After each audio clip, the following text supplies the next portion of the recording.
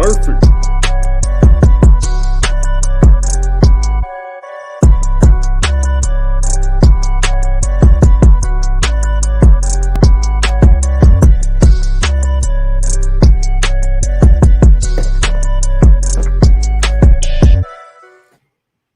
What is up, everybody? Welcome to episode 19 of Hobby Hotline. Over 200 years of collecting experience as Val, so nicely compiled the numbers. Thank you guys so much for joining us. Once again, we are the only live call-in show in the hobby, and today, as I mentioned, we've got joining myself, we've got Val from NASCAR Radio. What's going on, bud? Good morning. And then we've also got from About the Cards, Mr. Ben Wilson. What's up, dude? Good morning, gentlemen. How's everything going?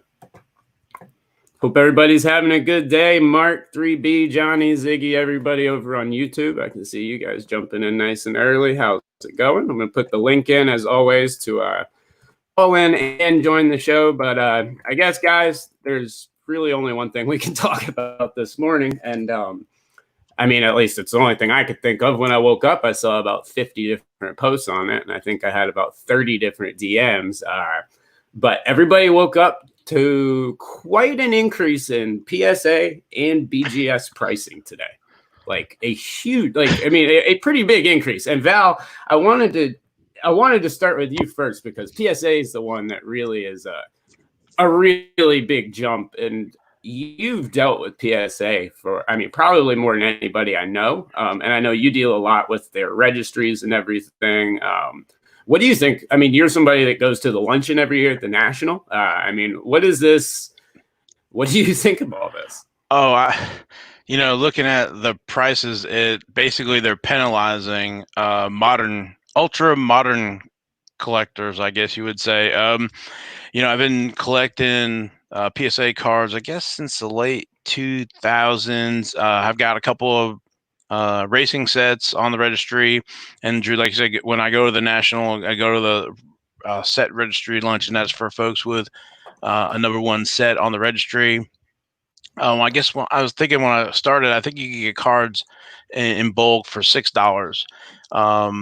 And that's for the modern stuff, right? When you do the older stuff, and they kind of break it there, like from 70 and back. But anyway, so the ultra modern from 2017 to present in bulk now, and you have to join the collectors club, is $15 a card for 50 to 99 cards, so minimum 50, and then $12 a card for 100 or more.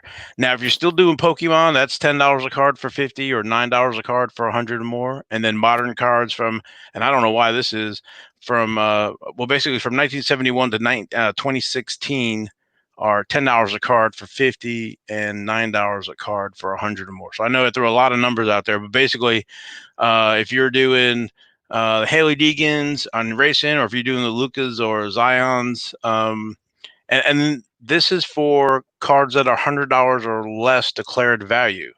So it just got a lot more expensive. So it was $8 in bulk for 100, because I was looking at sending in 100 cards at $8, but now, it's $12 a card. So what do you guys? I'm floored. Yeah, Ben, what do you think about it? Sorry, guys, I had a little bit of technical issues. Think I am back now, but Ben, I know you're not huge into the grading thing. No, but I know you follow this, and what do you think about all of this? Well, from a financial perspective, it's the economic theory of marginal cost.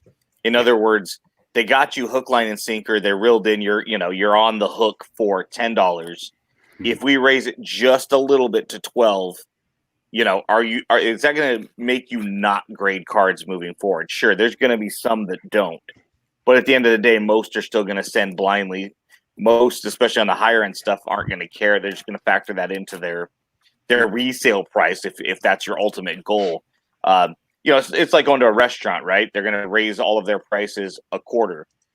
At what point do we push back as a hobby and say enough's enough? Right. That bottle of water at the convenience store is $1.50. Well, would you not buy it at $1.59, $1.69, $1.79? At what point do we say, you know what, I'm going to pass? I'll go ahead and wait until I get home, or I'll pick another beverage, or I'll go somewhere else. That marginal cost is really what the market, whatever market it is, what ceiling they can push it to without going overboard and driving consumers away. And I think that there's enough meat on this bone just because grading has been factored into so many people's associated costs with the hobby. Yeah, no, I agree with you. The only thing that I really had an issue with, and we actually have a call we're going to get to in just one moment, is that they did it with a lot of like the bulk sub and stuff, which is what this already affects, like what this affects immediately. A lot of these people have already sent cards. You know, there's so much stuff already in a process for the bulk submissions. I don't like the sudden increase in the raise in rate just like overnight like that without really even informing anybody. But like I said, we do have a caller. Bring him in now. TX Card Dude, what's up, man? What's up, boys? Calling from you live from the MGM Grand in Las Vegas. Nice. Very on nice. Vacation and completely on vacation, but I wanted to make sure that I did the number one thing that you do on a Saturday morning, and that's call into the hobby hotline. Hey, appreciate it, man. Yeah. I will agree with Tim though. This is very early, 8 o'clock in the morning when you've been out previously the night before, passing out flyers and doing the good, honest thing that you're supposed to be doing on a weekend night in Las Vegas. I'm a little under the weather, shall we say? Is there no sound in the casino? Because you're not picking up any background noise, really. I know. I'll tell you this: Vegas is scarily quiet. It is like Interesting. Very, very.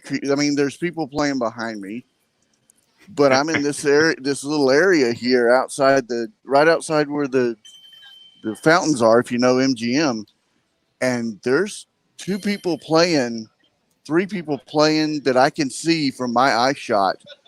Like, it's creepy here. I mean, there's nobody here, but they've only been open for like 2 weeks. So we used to go to some Indian casinos up in Northern California once in a while, just like, for the buffet and play some roulette.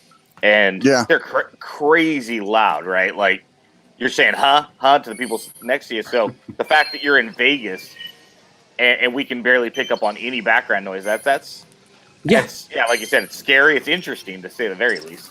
Yeah. Yep. Pretty quiet. Wanted to say this morning, or not this morning, a couple days ago before we left for Vegas, I actually dropped off, because I'm in Texas, dropped off a couple of cards at Beckett to have graded. Mm-hmm. So I drove up there, took an hour to get there because I live so far north, but went up there, handed him the card, handed him the sheet. It took 45 seconds to do my submission. And then they said they would email me or call me when the submission was ready.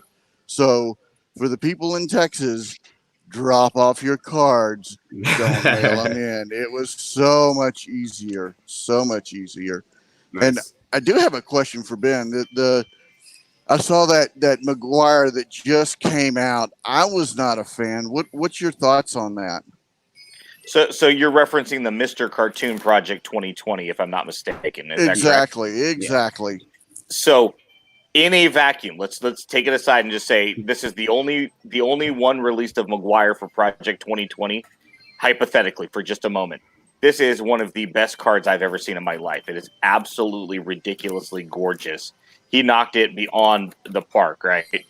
Now, it's not the only one, and we know that. It's one of 20 McGuires that are going to be made. When we factor it in as one of 20, some of its whole parts, I'm not as big of a fan of it now, and I've mentioned this a couple times on Twitter, because first off, it's horizontal. So if you're going to line them up 1 through 20, I would imagine it's going to be the only one designed with horizontal. I may be mistaken, but at the very least, it's going to be 1 or 2 of 20. Yeah. And then the other thing, it's like the 1988 glossy All-Stars photo. So he didn't even stick with the 1987 Topps design. So it doesn't fit the overall design and continuity of the set for somebody like me who is collecting the entire McGuire run. So again, in a vacuum, it's probably one of my favorite cards of all time. Outside of the Project 2020, it's just a phenomenal Maguire. Inside the project, I'm not a big fan of it because I just think if I choose to display these as a group, it's going to stick out like a sore thumb. Yeah. All right. Well, the wife is here telling me it's time to go have some breakfast. So I do wanted to say thank you and I enjoy the show. I'll watch the replay whenever I get back home. But from the MGM Vegas, I'm out, and everybody have fun. Have a good one, bud. Say hi to Mrs. Texas card, dude. Yeah. I will, and I'll pop a top one for you tonight. Sounds good, brother. Have a good one, buddy. Awesome. And guys, once again, just call in anytime. And there's actually a question in the chat right here. Johnny75 asks, anyone concerned that PSA and BGS seem to announce changes to their business at the same time?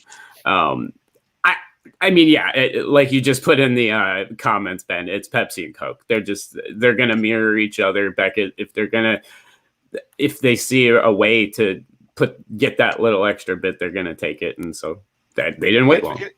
It's probably not executed collusion necessarily, but I would imagine there's probably a healthy line of communication between the two. Of course. And they were probably thinking, look, Chris Harris had mentioned a little bit up in the YouTube chat for anybody in the YouTube chat that new cards are hot.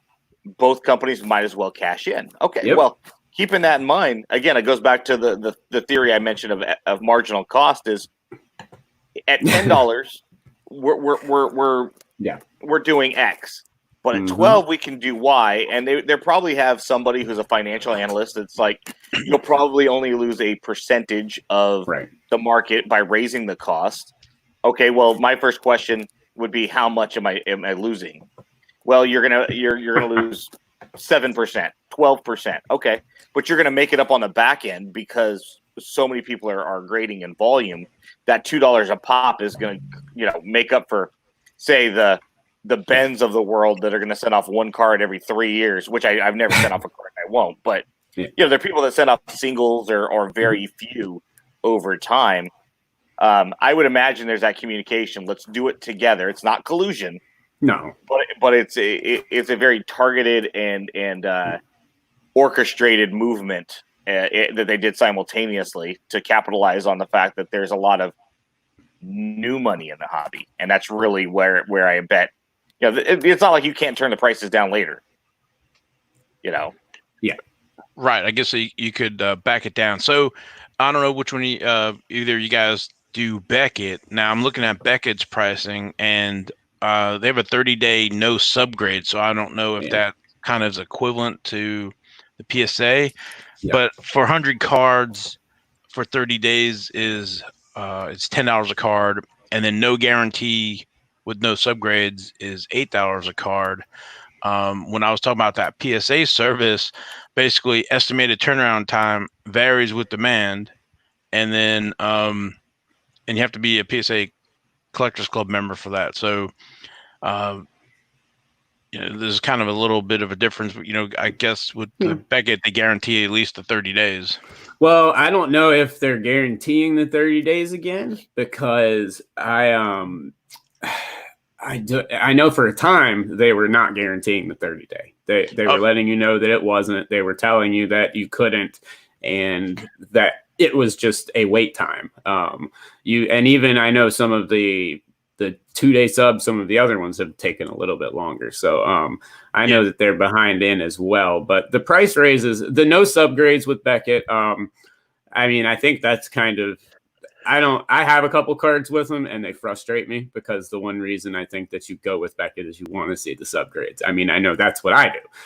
So it frustrates me when I see one and I have one in my collection without it. But you're right. One more. It's estimated. I'm sorry, I misspoke. It's estimated time. Real quick, I was just typing out a response in our chat to Chris Harris, who mentioned that airlines do this all the time. Yeah, and instead of typing out, I was just going to say it for people that aren't in the YouTube chat. The trading card industry is an oligopoly on a couple of levels. Yes, you have it from the manufacturer side, and then you have it from the grading side. There's only a finite amount and a very small group that control the manufacturing side, the distribution side, and the grading side. And within an oligopoly, a lot of times you can see it in the beverage industry, you can see it in the auto industry, you see it in the airline industry. A couple of companies control the entire industry. Yeah. It's very top heavy, even if you have smaller ones involved. And oftentimes in an oligopoly, you have these group of individuals get together and control pricing and control the market.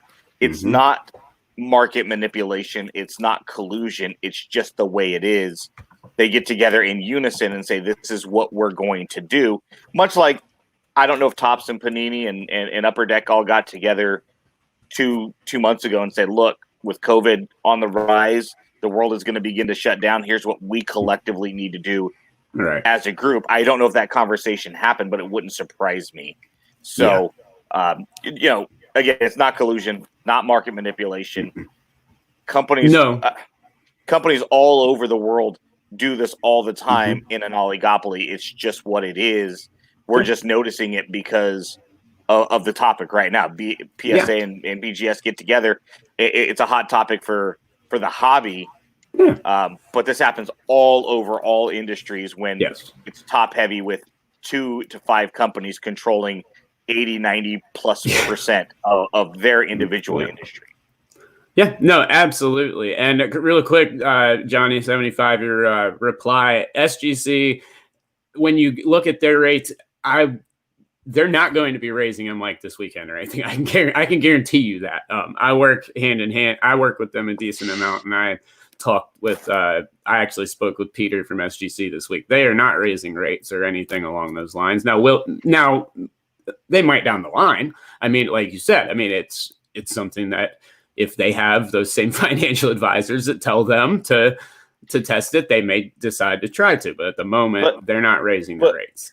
So Ben, I was thinking like with the airlines, at least you could be like a diamond flyer or whatever. I've been with PSA and got multiple, registry sets and been, I think I've got some that are over 10 years, number one on the registry. I get treated like everybody else. Yeah, no, yeah. And that's a whole other discussion. Airlines, I get at least some other perks, Yeah, that's a whole nother discussion. And to Drew's point about SGC is one thing we need to remember is SGC focuses on a different era and style of cards, more or less. So instead of looking at this like, well, it's SGC, it's Ford and Chevy, and now Toyota's going to come in too. And we have to look at more like BGS and PSA as Ford and Chevy, and the SGC is more like Harley Davidson, where it's still in the auto industry. Right. It's still a vehicle, but it's a completely different market. Because they focus so much on vintage and pre-war, they can kind of keep their prices in a different bracket. And to Val's point, I mean, if you've been with them as a longtime customer, if you spend a lot of money with them, you should have a diamond level or some other kind of a perk. Because then my question, if I'm in Val's seat, is why the hell would I continue my business? Why am I giving you my money? You're giving me nothing for years of loyalty and the money I spent with you. I got into it with State Farm years ago. I had a tree fall down in my backyard, and they paid it out. And then 2 years later, I had a second palm tree fall down in my backyard, and they paid it out. And they're like, "We're going to cancel you. You've had too many many claims." And I'm like, first off, the first one was an act of God. Yeah. And the second one was an act of God. It's not like I'm out there pushing it into my house and my air conditioner across my built-in pool for damage because I want – it's not like I'm profiting off of this, right? Right. It's literally causing me and my neighbors damage. And it's like, I'm sorry, but the definition of insurance is to be there when I need it, right? Yeah. And so, I got into it with State Farm. Well, I mean, that's one thing I saw with 2 bulk subbers. 2 people that do a lot, and I'm talking about like a couple thousand cards per submission. These are people that work with PSA all the time, send in every single month, people like Val that have been with them for 10 years, and you get zero notice. And they know how bulk subs work. They know all these people have sent these cards in, that all these people are expecting certain prices, but they also know that 99% of them don't pay until the cards are graded. So they know that the money's not exchanged. So they're okay with just raising the price and saying, deal with it or send it back. and it's a little frustrating to me. One thing I will disagree with is on SGC. I do think that they are starting to get a lot more into the modern market than they have before. Now I know a lot of people, that's a whole probably 6-month discussion, debating between 3 grading companies. But I do think SGC is getting it a lot more than they were before. Okay, so 2 things that SGC can capitalize on if they're out there listening and they want some unsolicited advice from some random guy on the internet. Right. One, keep your prices competitive but lower than the other 2, because that's a good way to incentivize me going to SGC. Yeah. Because to the second point I'm going to make is Val's argument is, you're not offering me, the consumer, anything for my loyalty and the fact that I'm placing X amount of dollars with you. Okay, good. SGC now can come in with a program to undercut BGS and PSA and come in and say, listen, Val, we're going to try to get your business. And as a way of doing so, we're going to offer a tiered bonus program, structured program to get into your collection. We want to be a part of that as SGC. Yeah. And how do we do that? You want to throw me 1 card every year? Okay, then you're just going to pay X. Right. But if you want to send me 50 cards, 100 cards every year, it's a great way for SGC to get a big thumbprint really quick into a market that is really 2 companies top heavy. Yeah, especially with the amount of people that are waking up today that are frustrated and that don't have that 10 years of loyalty maybe built up, that are looking at this and might just decide to jump. There is a question I wanted to, I don't want to spend the whole show talking about this, but there was a question in here. 1 Million Cubs Project asked that he's seen card shows are happening again, and if we're comfortable going to card shows right now.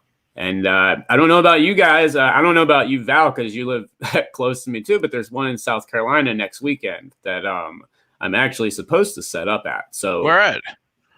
I forget, somewhere. I did not know about that one.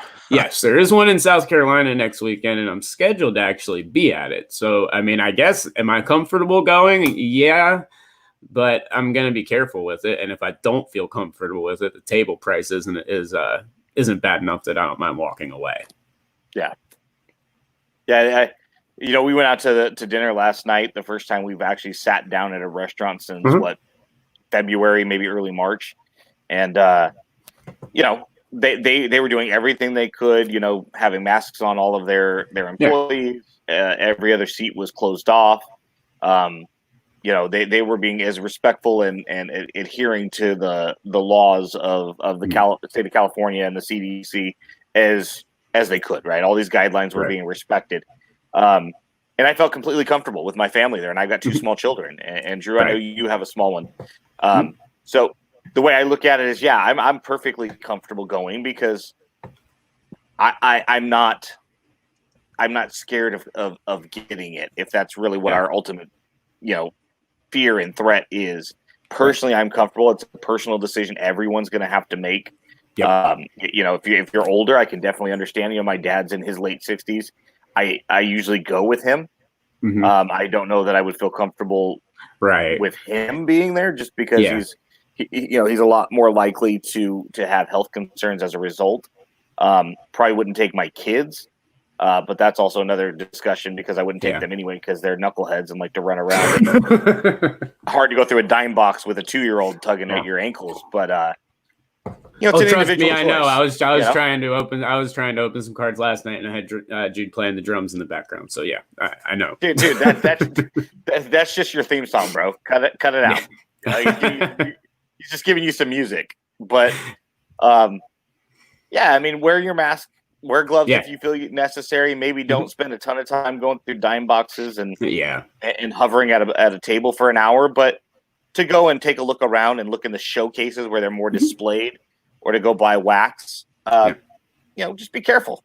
That's what I'm doing. What you just said. I'm actually not taking what I would normally do, is have a couple of dime boxes and stuff, but I'm not. I'm pretty much going to have some showcase display stuff. But I'm really going more to buy as opposed to sell. But I am comfortable going, at least around here. North Carolina obviously hasn't been too bad. South Carolina, not too bad either. But it all depends on, like you said, how everything is. I mean, obviously, if I walk in and it's jam-packed arm to arm with no one wearing masks, I might not stay. But Turn if around. but if everything's good, at least myself, just me going, I don't have that concern. Like you said, bringing the kids, bringing parents, everything, you start to get everything else in the mix. But me, myself, Well, nah. The way ours is structured, when you first walk in, to your immediate left is a table from an LCS that has a ton of wax. Right. So if that's your destination, you theoretically can go in there, grab what you need to. You're not really dealing with 95% of the show, and you can get out. But I would think that more dealers from that perspective, don't encourage buyers to sit at your table. So be careful what you're taking. I know that Big Shep, when he goes, because I oftentimes help him or share a table with him, and he's got star player boxes like the good old days of the 80s. So you could theoretically just go by there and go, oh, I'm looking for Don Mattingly, grab the stack, flip through it, buy what you want, set it back, and walk away. But then he also has the dime boxes. That probably doesn't come, but I don't see those star boxes if you're organized being a deterrent. And we've had literally 3 months to do nothing. So you should be organized. Yes, you should. Your every collection out there needs to be extremely organized. Mm-hmm. We all argue, I don't have time to get to that project. Literally. The United States shut down and gave you that time. If everybody's not ultra organized, shame on you. Shame on you. I hope that came across sarcastic. We know that that's not. But I was about to say, my desk is a mess.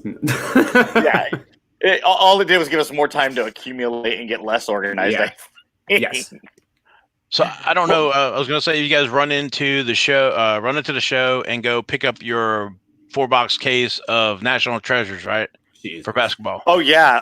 No. After the show, Val, can we talk about you giving me a loan? Right. And the reason I say that is, have you guys seen some of the bounties for the National Treasures Zion 101?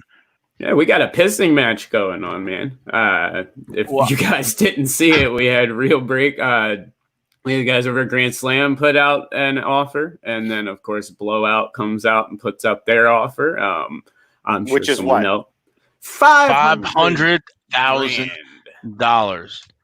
$500,000. So if it grades well. No, I don't think it even has to be graded because they didn't put their no, it's not normal... like the other one. No, and I actually talked to Thomas Fish about it, and because it says email for more details, because I was like, well, I wasn't sure if there was a time limit, because I thought last year with the Otani there was a time limit. So basically he put the caveat that the offer could change at any time.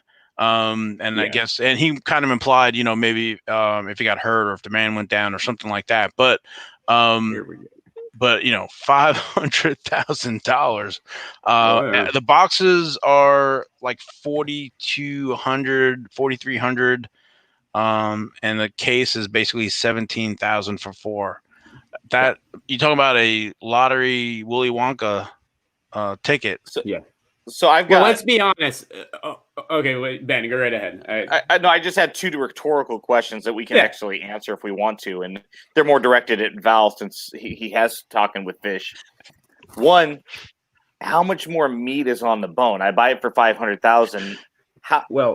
How much would this card have to be worth for me to put that kind of money out on the table up front? Because I'm not putting $500K out to make $550. I'm sorry, that's just not enough to. But then the second question is, or is this a PC item where, if I've got millions and millions of dollars and I'm like, look, I'm buying this and I'm going to be first to market, I'll drop $500K because I guarantee if I was a multimillionaire, there'd be a lot more of me on the internet, on Twitter saying, hey, if anybody pulls this one-of-one cut signature of Jimmy Fox, come at me and I got 15K or I got 20K for you, just to make sure I secure it. Well, normally he puts these out. I mean, he's been putting these out a lot now, but I think that these are Honestly, this is really more either he has a buyer already, which that's what the case was with the Otani. There was someone that had contacted him. I spoke to him about it, and someone had contacted him. He already had a buyer that wanted it. I don't think that's the case here. I think this is more along the lines of it's more advertising more than anything, honestly. It's a great way for a company like them to be able to do this, and it keeps the prices up. It keeps the prices of those boxes up. It keeps it's manufactured demand in some way, but it also, if it pans out, it's incredibly good advertising and marketing for them. So I understand why they do it. It's just outrageous. And like you said, Ben, at what level is there any room to make money at $500K? Then maybe you don't want to, because again, I would now, because Mark Hoyle says he would pay $25K for the Fox, I would now have to pay $25K and 1 penny to borrow a line from The Office a bit in one of their episodes. No matter what Mark says he's paying, I'm paying that plus 1 penny. And 1 penny. But yeah, I mean, if it's a PC item, like Ken Kendrick, owner of the Diamondbacks, has one of the most phenomenal collections of some of the most pristine, sought-after cards, right? He owns the Gretzky T206. And he's got like the top 10 rookie cards of all time or whatever it is, graded ridiculously, and cool. You've got the money. You've got resources that the three of us don't have, and that's all right. If Zion's your guy, if Zion's the next, whatever name we want to associate it with in the hobby, regardless of sport, fantastic. If you've got $500K laying around, cool. What's the difference between, it's all relative to your income. Yes, absolutely.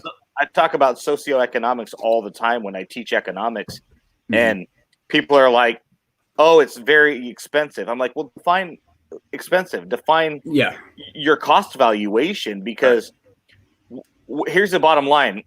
And I love using this analogy because I hate buying socks. I love them. They feel great when they're fresh, but I think it's absolutely a waste of money. I go to the Walmart and I bitch. $7.99 for socks, and my wife's like, "Honey, you need them for work." And I said, "I don't care. $8 is ridiculous." And then she pulls up on her phone. She goes, "Look at this Mark McGuire. It's $100." And I'm like, "Ooh, sold, baby. Oh, ooh, it's talking to daddy." And she's like, "Put the $8 socks in a damn basket and go pay for them." And I'm like, but see, if they were only $6, I could understand. I could wrap my mind around that.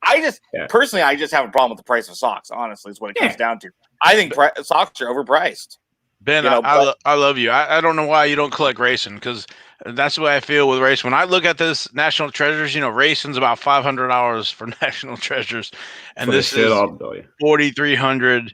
I mean, to me, this is like $4,300 scratch off gambling. It's but somebody's going to be interesting. It's going to be interesting to watch, because there's a trickle down effect I'm seeing now. You're seeing like the Hachimuras and things like that. Some very nice National Treasure cards come up, and this card and the card we're discussing here is going to be a baseline for that product, and I want to see how long that this stuff can stand up, because I'm seeing some stuff that I never thought I would see, like Hachimura base RPAs going for $7,000. I mean, I just don't see this stuff sustaining.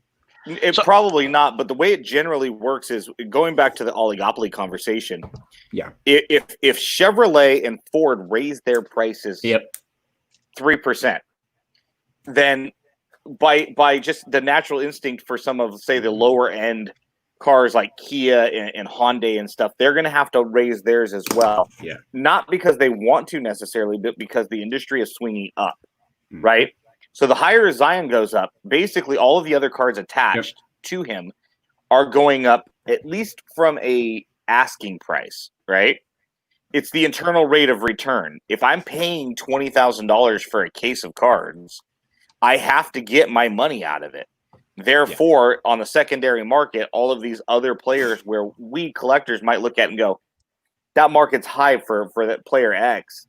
Okay, but the seller needs to get their money out of it. I got into an argument a long time ago with a seller that was gouging on a clearly authentic A's card. I think it was like Matt Olson, and he wanted like $50, and I'm like, this card's $15 all day long. And he goes, well, not for me. I'm like, I said, I'm just giving you a piece of advice, dude.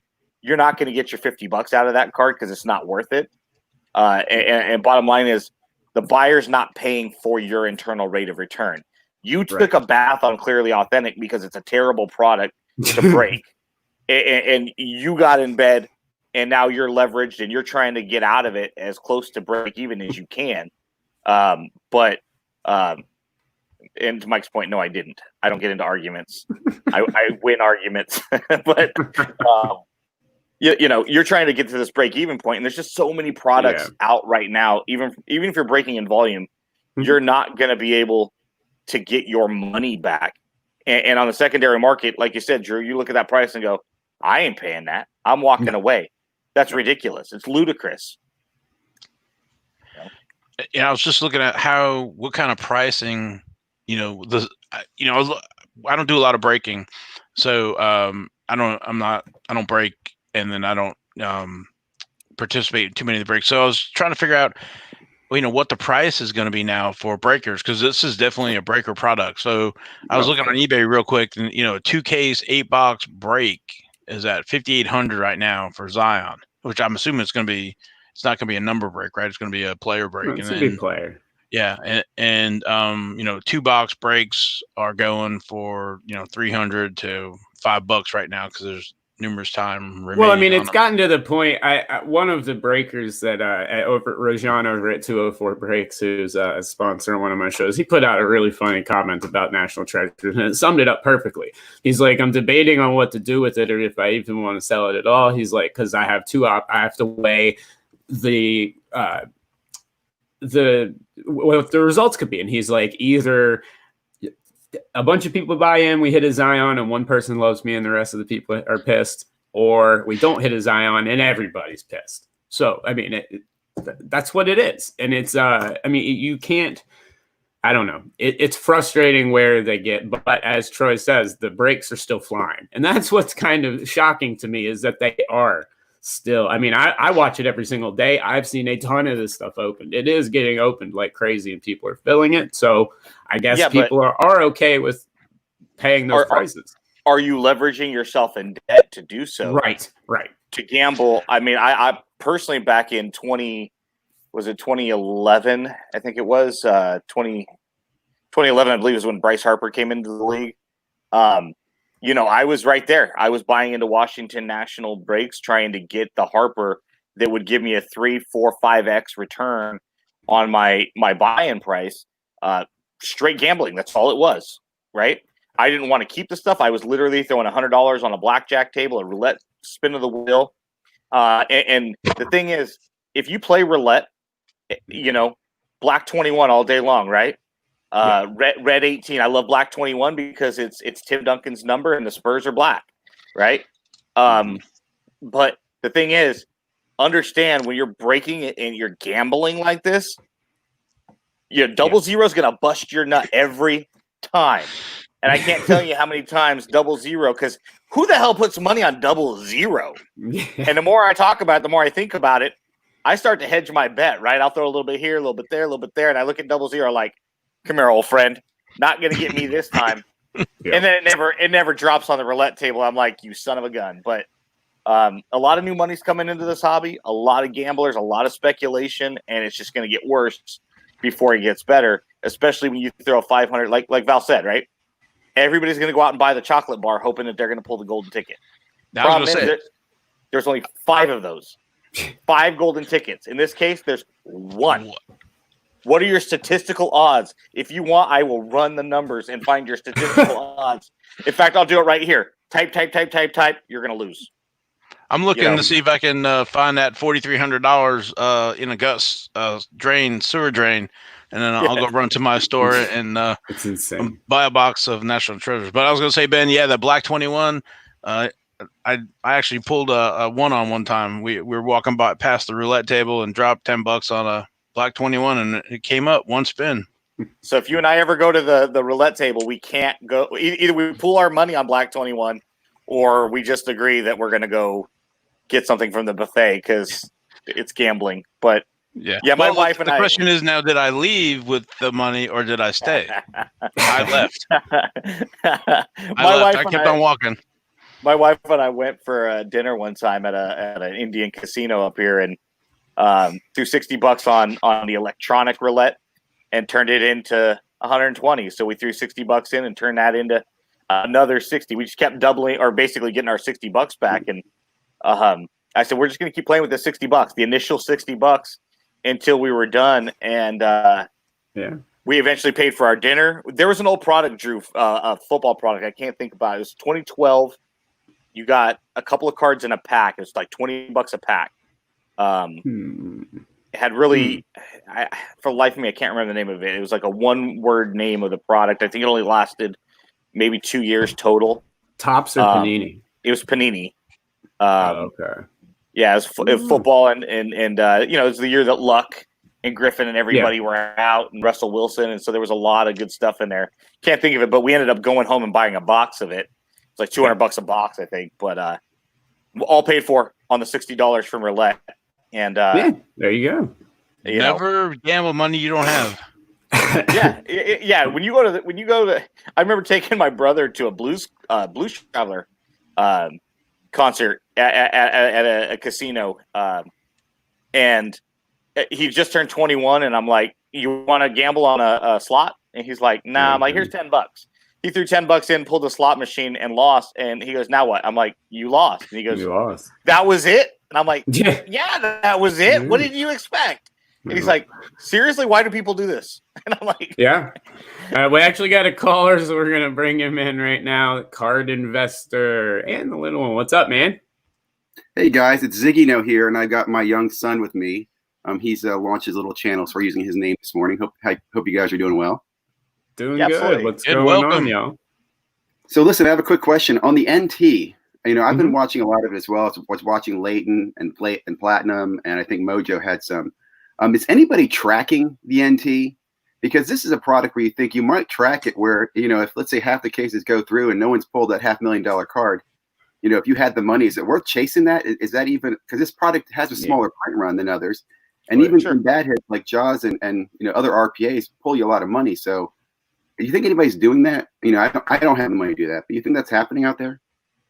Somebody card counting. Yeah. Going back to the casino, right? I mean, that's what it is. It wouldn't be a bad idea if you could, if you sat down, with a spreadsheet and just started saying, "I'm going to watch every video, every breaker post," and you'd have to know how many cases were available. Yeah. You could probably come up with a pretty. And you can knock off all the 99s, right? There's so many RPAs out there. Again, I'm just wondering, I don't have that type of money, but if you had the money, after a certain period of time, let's say you wait a few weeks, few months, if no one's pulled that, you look at the inventory out there and you start gobbling up all the inventory, you could be sitting on a gold mine.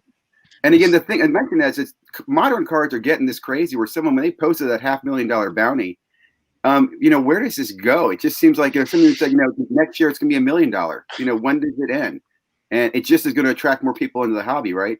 They want to see, they want to chase that lotto ticket. It's going to attract outside money, and the fact that you call yourself, I don't know how familiar you are with me, Ziggy, but I don't like the word investing when it comes to the hobby, because investing is not synonymous with the hobby. It's all speculation, right? And that really speaks to your point, right? If we could figure out, if the two of us sat down today and found out 40% of what's been opened or 60%, it dwindles that opportunity, heightens our ability to maybe pull that bounty card. With every case that gets opened, with every bar of chocolate, the golden ticket becomes more and more available to us. But the problem is, the more outside money you have coming in, it's driving up the secondary prices on every card, not just Zion, but on the guy, Joe Smith on the back of the bench, who's that filler. And now you're paying 8 times as much for him. And if you're a player collector, a team collector, it becomes cost prohibitive to buy this stuff now in the secondary market. Real quick, do you remember when Joe Smith was collectible? Because I do. No. He just brought up a name. Oh, he was one of the worst worst number 1 overall picks of all time. I know. Good guy, right? Good player. If he'd been drafted 22nd overall, he would have been a great career. You know, do you remember that scene in Willy Wonka where they have the last case of Wonka bars? Auction. At the art, at auction. Yeah. So I guess if you had the resources to buy everything, you know, but then once it's pulled, though, you know, what does that do for everything else? Now, Well, again, I don't know. This product, I don't think it slows people down, but I just wonder again if someone's counting it. Another quick topic I wanted to mention. So it's funny. My son, right? He was in the hobby with me about 4 or 5 years ago. He's now come back because of the investing type of craze that's there. And I will say, for a young kid, I do see how they can make money, right? And I encourage that they can learn business, buying and selling, right? So absolutely. He's showing off. Well, last night we went through some albums, right? Can you bring it just a little closer? It's a Prism LeBron from 2012. That's nice. My eyes are bad. Nice. That's nice. So we had these binders from 4 years ago, which I stripped them out of all the rookies, right? So they're in the back of the attic. And I'm a collector, right? So I thought there's nothing in here. And my sons are looking through them last night and they go, Dad, there's anything in here? I'm like, no, there's nothing. It's all a waste. And he pulls this card. And we both laughed because at the time, that's a base card. Yeah, it's nothing. Dude, I collected that in 2012. It was nothing in 2012. So he could be talking to all his friends too, and ask them if they have cards, and you know, trading for inventory that his friends have. Yeah, I would say I did tell him that if you do that, you need to let your friends know that the value is high. Don't go trading $1 card to your buddy's LeBron card. You know, that's not well, there.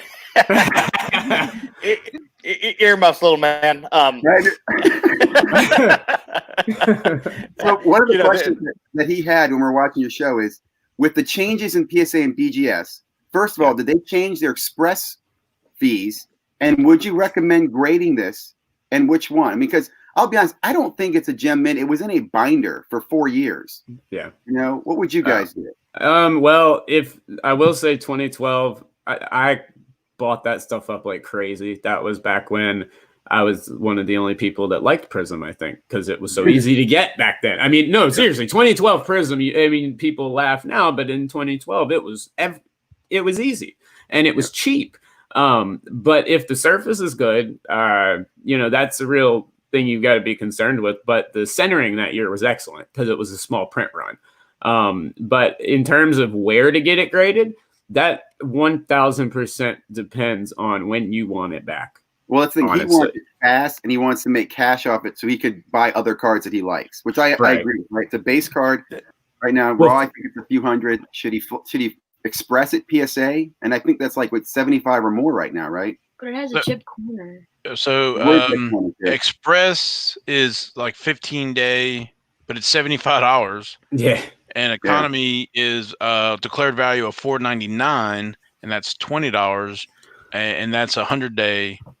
Unfortunately, there's not really a quick way to get it back done unless you're there, like Texas Card Dude who called in earlier, and you can actually take it to them and drop it off. That's really the only way outside, at least if you're looking at PSA or BGS. If those are your two choices, that's really the only option of getting it done quick. The other thing I would say is also look on eBay or sold and see what, kind of what you think it's going to grade. And then what they're sold are selling for. And that will tell you, if it's worth it right now. Right. Yep. I think we're probably going to sell it raw just because his patient level is small. Yep, I get it. All right, we understand that. But it was a great find. It was a great story. One last thing I'll just mention to you guys. That's a great find. Before I leave is there's a great show that I watch on YouTube. It's a baseball collector, investor, dealer, and the guy does every week on Wednesday the top 20 eBay sales, and it's amazing if you watch this. Just what's been selling last week in eBay, and LeBron and Jordan have been dominating that. I'm really looking forward to see how many of these Zion and Ja RPAs make the top 20 next week. And again, I'm just curious. You'll see that I think Zion's like around 75, 85,000 right now. I'm curious to see if it breaks 100,000. If those get paid. We'll see what happens. So thank you guys very much. Before you leave, Ziggy, can I address something you said, because I think it's really interesting.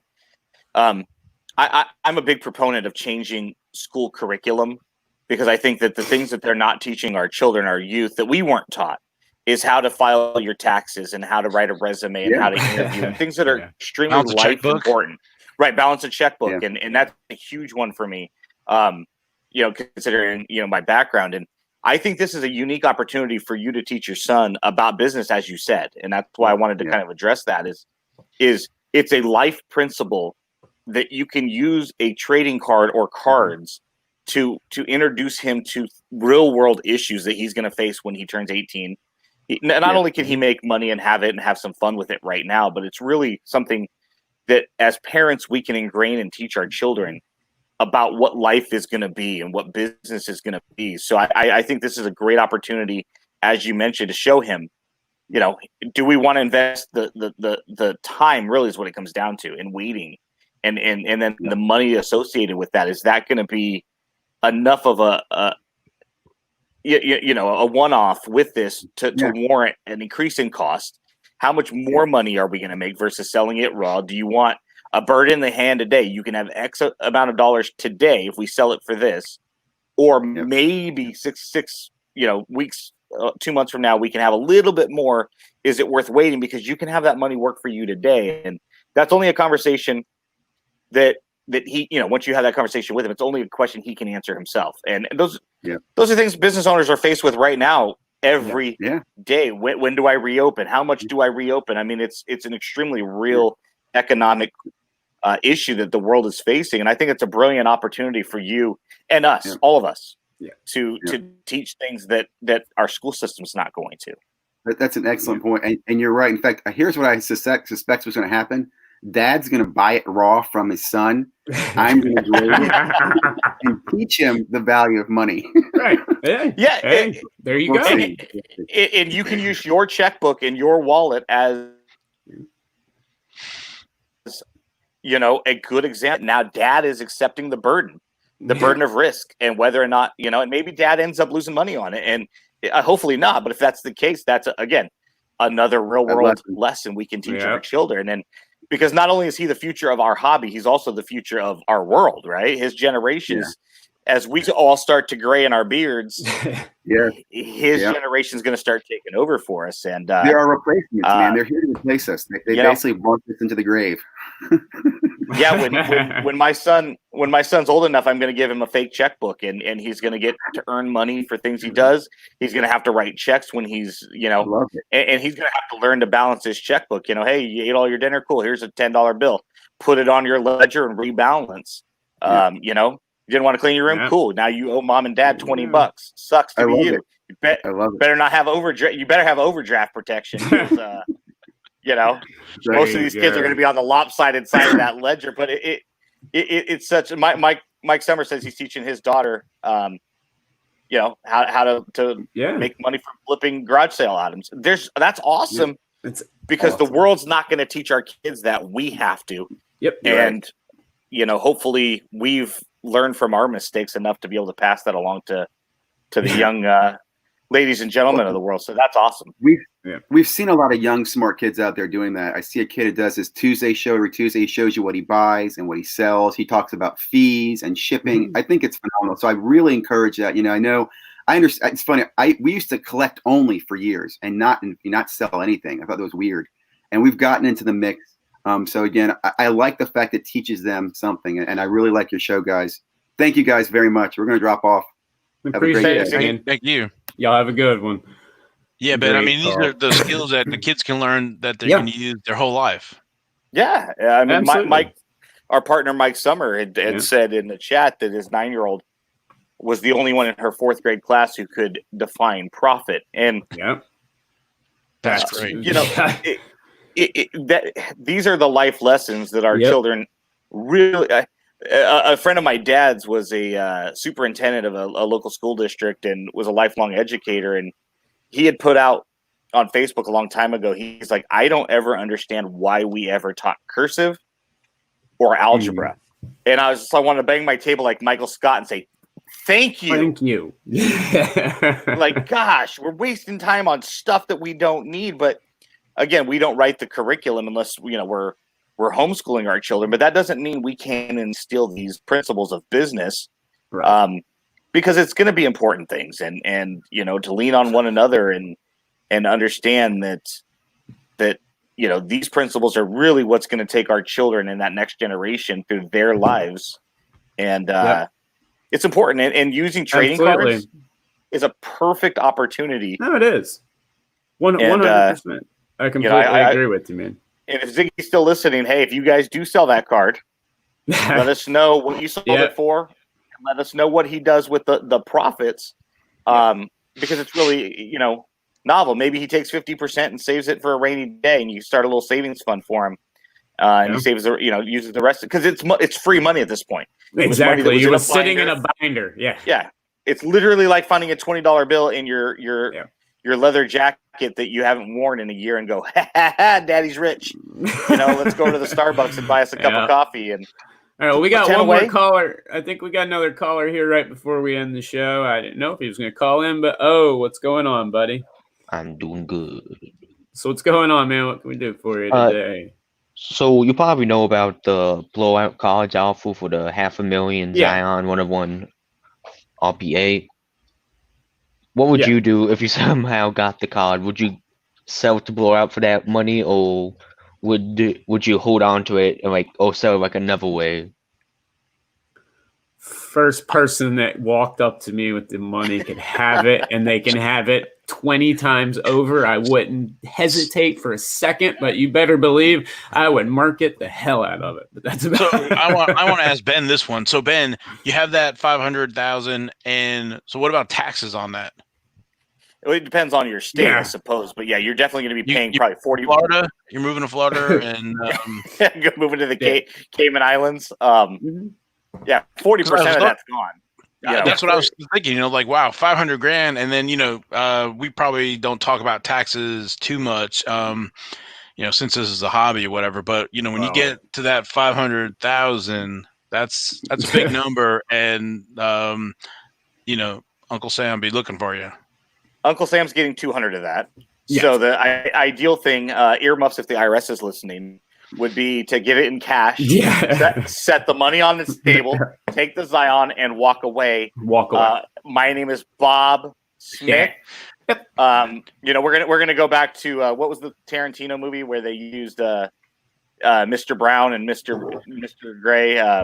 Name escapes me off the top of my head. But that's how it's going to be. I'm Mr. You don't need to know my last name, which is all hyphenated. It's my father's last name. But to answer that question, you're going to take that money and run, not walk. I'm disabled, but I will run downhill if that's what it takes. Reservoir Dogs. Thanks, Chris. Yeah. And Dan and Troy, everybody came in. You guys are awesome. I was about to say, I knew somebody out there was going to know. Yeah. Drew, real quick, we had a question earlier in the chat from Lon, I believe. Yes. We need to make sure we address that because he was going to call in and didn't get an opportunity to. So I know the show's getting close to closing. I want to make sure we answer his question. Yeah, he was looking into he wanted to know how you could tell the difference in the contenders draft picks variations. And I have actually been looking, and from what I can tell, the only ones I can see that are variations that I was able to find during the show were actually redemptions, and then a JK, and then there was one other one that I saw, but I could not tell any discernible marks on it. Normally with contenders, it has something to do with the seat row level section, they'll change the numbers up around there or around the team logo. They'll actually colorize it or take the color out. But like I said, all I could find were redemptions. My best bet would be to check Cardboard Connections checklist and look to see if the player has a redemption or has a variation, because only a couple of them do. But from what I can tell, there aren't any. The logo, it's the logo on the helmet. There you go. That's what the O says. The logo on the helmet. And a PSA on behalf of all collectors to Topps or Panini or Upper Deck that are out there listening, just put something on the back of the card. Right. Let us know. I mean, Finest a couple years ago, Finest Baseball, they started putting refractor. I can't tell you how many times I've bought cards, the holiday ones where you have the snowflake embossed snowflake, where those are technically the snowflake parallels. Yeah. But because they've got snowflakes on the base card too, you got to find somebody that knows what they're listing, like Brent Williams knows how to word it right. It's a holiday card. and then the snowflake parallel. Right. High Tech is the stupidest release because they don't tell you what the difference between the lightning parallel and the ziggy zaggy lines and the bubbles versus the circles, and it's just like say on the back that this is this is variation number 1 through 74, and that's cool. Yeah, I completely agree. I completely agree. They need it like Select does, where you have like the field level concourse. There are. There's some of them that do a good job, but I completely agree. It's frustrating. As Chris Harris says in the chat, stop making variations. There you go. There you go. Boom. Well played. Boom. We only need one. Exactly. It makes it a lot easier to explain to our wives too. Why do you need them all? Honey, because they make them all. They make them for Ben. They have somebody sitting there in a room saying, what is Ben going to want? What is Drew going to want? What is Val going to want? Yep. They make them, so we buy them. It's really simple. The basic principle of life. Why do you need 74 different fingernail polishes, sweetheart? Because they make them. Because they make them. How many colors are there?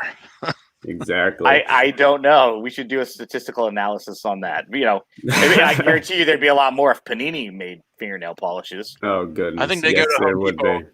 Don't give them the colors. Don't give them ideas. Hey, y'all. Well, it is 12, so we'll wrap up today's show. We do have our Monday night show coming up, and this week we actually have Tim, John, and Mike. So Tim, John, and Mike will be joining you guys for Monday Night Heat. Make sure you guys check it out this Monday and call in. But Val, Ben, if you guys don't have anything else, we're going to wrap it up for the day. No, thanks everybody for watching. Thanks, Ben, Drew. It was a lot of fun. Hope everybody enjoyed it. Yep. All right. Absolutely. We appreciate all the participation in the chat room. Some funny stuff. And until next time, till Monday night. Should be good luck pulling that Zion. Yeah, absolutely. See y'all later. Perfect.